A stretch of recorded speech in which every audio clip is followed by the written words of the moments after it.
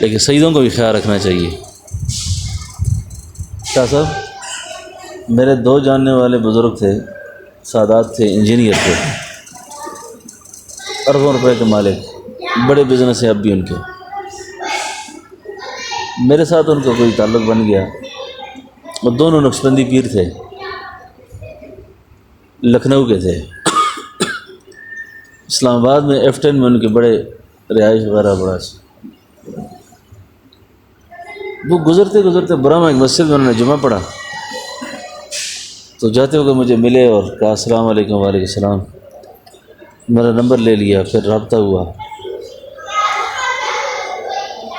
خیر میں جب ان سے ملاقات رہی میری، انہوں نے بڑی عجیب بات کی۔ انہوں نے کہا جی کہ ہم دونوں بھائی سگار پیتے تھے۔ سگار کیا پیتے تھے؟ یہ سگریٹ کی اگلی قسم ہے کوئی نا۔ تو لکھنؤ میں ایک ٹانگے پہ بیٹھے ہوئے تھے نا، ٹانگے پہ، تو پیچھے سے ایک آدمی نے آواز دی شاہ جی۔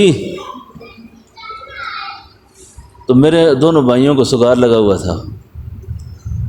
وہ ٹانگے والا اترا نا، اس نے آ کے ہمارے ہاتھوں کو بوسہ دیا، اور بوسہ دینے کے بعد ہم سے کرایہ بھی نہیں لیا، اور ایک ٹانگے والے نے ہم سے ایک بات کی۔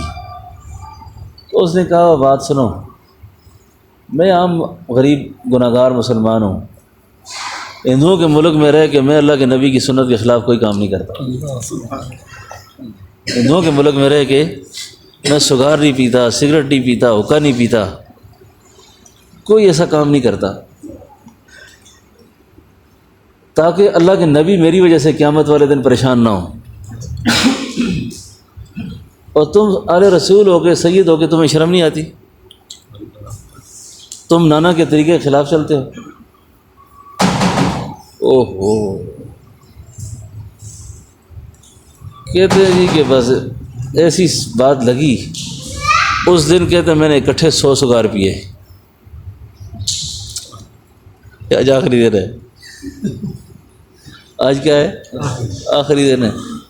انہوں نے مجھے قسم اٹھا کے کہا جی وہ دن اور آج کا دن، جو ٹانگے والے نے کہا نا کہ تم حضور کی اولاد ہو کر تمہیں شرم نہیں آتی، میں گناہ گار آدمی ہوں، ہندوؤں کے ملک میں رہتا ہوں، تم سید ہو کے ایسی غلط حرکتیں کرتے ہو۔ کہتا جی وہ ٹانگے بان ہماری ہدایت کا ذریعہ بنا۔ مجھے کہا جی کہ قسم اٹھا کے کہوں کہ اس دن کے بعد سے کوئی خلاف سنت کام نہیں کیا، کوئی خلاف سنت کام نہیں کیا۔ یہ بات صرف سادات کے لیے نہیں ہے، اچھا جس نے بھی امت محمدیہ میں اللہ کے نبی کا کلمہ پڑھا ہے نا، وہ سب کے لیے یہ بات۔ کیوں مفتی صاحب؟ ربنا تقبل منا انک انت السمیع العلیم وتب علینا انک انت التواب الرحیم۔